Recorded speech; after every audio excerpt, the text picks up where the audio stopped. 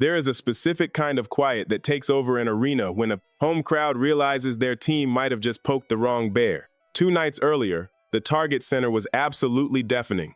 Victor Wembanyama had just thrown a high elbow into Naz Reid's neck during the second quarter.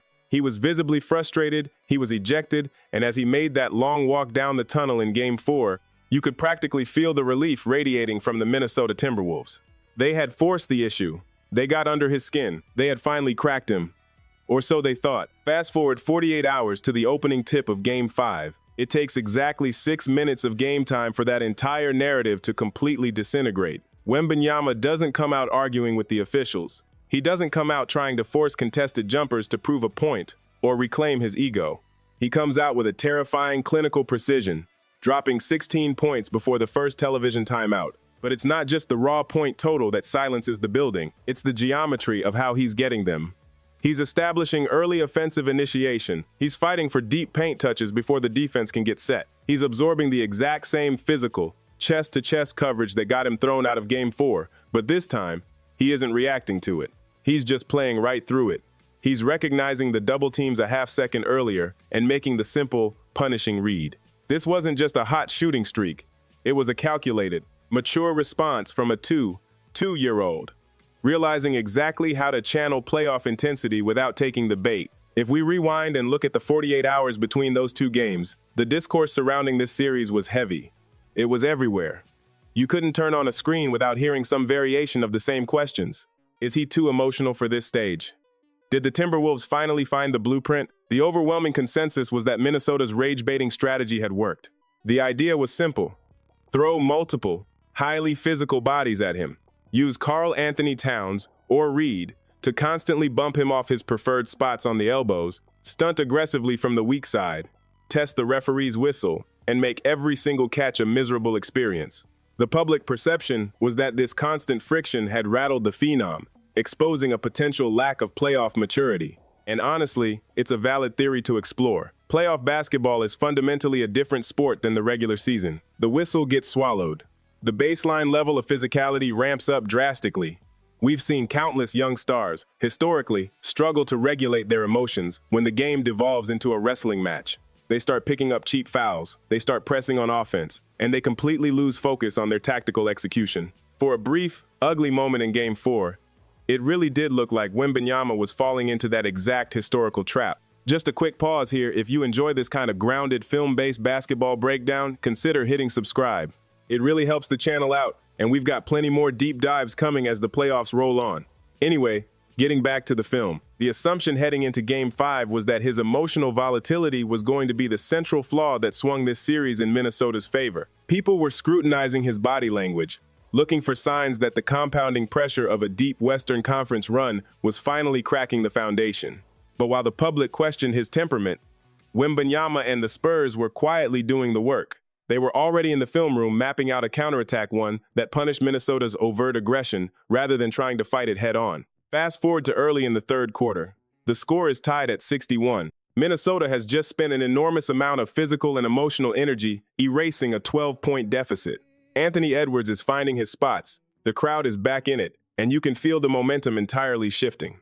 Historically, this is the exact moment in a playoff game where a young, inexperienced team playing on the road usually starts to fracture. The execution gets sloppy, players start trying to be the hero, and the game slips away. But instead of buckling, San Antonio tightened the screws. They stopped settling for early clock jumpers and started deliberately targeting the foundational principles of Minnesota's point-of-attack defense. The Spurs began running these high-screening actions designed specifically to force Minnesota's big men into impossible decisions. When Wembanyama sets a screen and rolls, the Timberwolves guards are fighting desperately over the top to contest. But because of the threat Wembanyama poses diving to the rim, the drop defender is terrified to step up and contain the ball. It creates this massive pocket of empty space in the middle of the floor. And as San Antonio kept exploiting that space, Minnesota's defense simply panicked. They abandoned their screen navigation principles. They started overhelping. Chris Finch even admitted it after the game. Their ball containment completely vanished. The Timberwolves surrendered 30 points in the final 7 minutes of that third quarter alone. The Spurs didn't just outscore them during that stretch. They systematically fractured Minnesota's defensive structure, using Wembanyama's physical gravity to completely open the floor.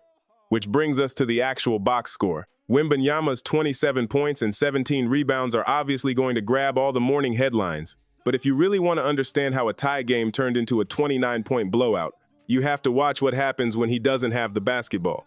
His most devastating impact in Game 5 happened entirely off the ball. If you watch the tape, pay attention to the weak side help defenders on any Spurs drive. The low man in the rotation, the guy whose entire job is to slide over and protect the rim, is effectively paralyzed. They are physically tethered to Wembanyama, whether he's spaced out to the perimeter or lurking in the short roll. They hesitate for just a half second because they know if they commit to the ball handler, Wembanyama is catching a lob over the top of the entire defense. And when an entire defense is forced to anchor itself to a 7'4" threat, the rest of the floor becomes a playground for decisive action. Just look at Keldon Johnson. He poured in 21 points off the bench, largely by reading those frozen defensive rotations and making aggressive, perfectly timed cuts to the rim. The basketball just naturally found him. Or look at the rookie, Dylan Harper. He was able to crash the glass and secure critical extra possessions simply because Minnesota's primary rebounders were completely occupied trying to box out Wembanyama. San Antonio's supporting cast didn't just happen to have a great shooting night. They thrived because Wembanyama's mere presence bent the Timberwolves' defensive geometry until it broke. If you zoom out from the immediate aftermath of Game 5 and look at the broader landscape of the NBA, what happened in the second half of this game represents an existential problem for the rest of the Western Conference. You have to remember how this Minnesota Timberwolves roster was constructed. They were built, specifically and intentionally, to absorb and neutralize elite frontcourt size. They have the deepest rotation of physical bigs in the league. They are the ultimate test of positional size versus scheme flexibility. And yet, Chris Finch had to stand on the sideline and watch his team completely abandon what had worked all season. He had to watch a defense that prides itself on discipline lose its composure entirely against a two-year-old who simply decided to stop fighting the physicality and start mapping it. When you look at the defensive counters teams try to deploy against Wembanyama, they usually fall into two categories. You try the small ball gamble, putting a physical wing on his hip to dig into his handle, or you stay big and hope your 7-footers can contest his release point. But what Game 5 proved is that neither of those strategies matter if Wembanyama is processing the game with this level of emotional maturity.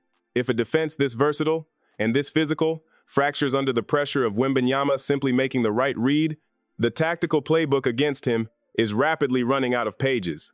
Which brings us to the historical context of what we just watched and where this series goes from here. Wembanyama finished Game 5 with 27 points, 17 rebounds, and 5 assists.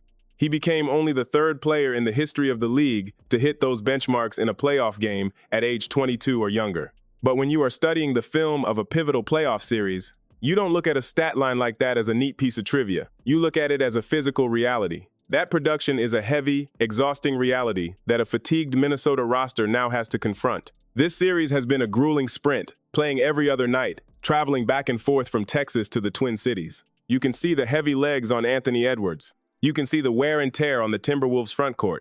They desperately need the 2 days of rest before Game 6 just to recover their baseline stamina. But physical recovery doesn't solve the structural problem they are facing. The San Antonio Spurs aren't just one win away from the Western Conference Finals.